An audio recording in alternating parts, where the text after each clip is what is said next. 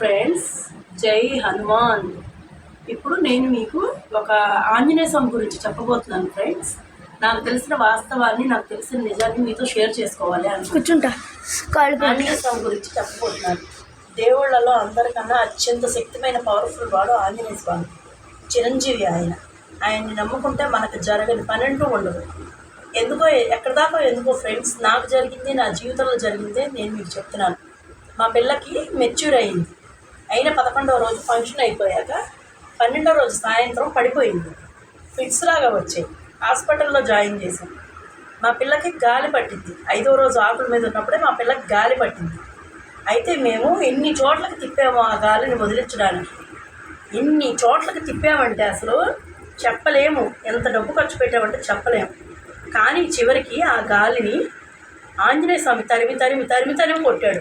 ఇంట్లో కూర్చుని హనుమాన్ చాలీసా పారాయణం చేశాను 108 సార్లు.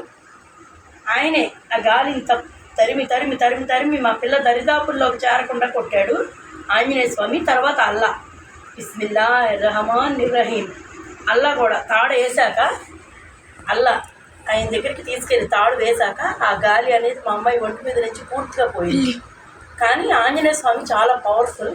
ఇలాంటి భూత ప్రేత పిశాచాలకి ఆంజనేయ స్వామి ఫ్రెండ్స్ పవర్ఫుల్. మీరు కూడా ఇంట్లో రోజు స్నానం చేసి ఉతికిన బట్టలు వేసుకొని ఇల్లు శుభ్రంగా పెట్టుకొని హనుమాన్ చాలీసా 108 సార్లు కనుక చదువుకోండి. తలుచుకొని ఆంజనేయ స్వామి తలుచుకొని దీపం పెట్టి మంగళవారం పూట ఆంజనేయ స్వామి ముందు హనుమాన్ చాలీసా చదువుకోండి.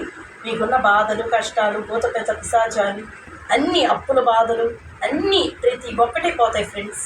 నాకు తెలిసింది మీకు చెప్పాను. చేయటం చేయకపోవడం అది మీ నమ్మకం. నా నమ్మకం అయితే నాకు నమ్మకం ఉంది. ఆంజనేయ స్వామి నా కష్టాలన్నింటినీ గట్టెక్కిస్తాడు. నచ్చితే లైక్ చేయండి, సబ్స్క్రైబ్, జై శ్రీరామ్ అని కామెంట్ పెట్టండి.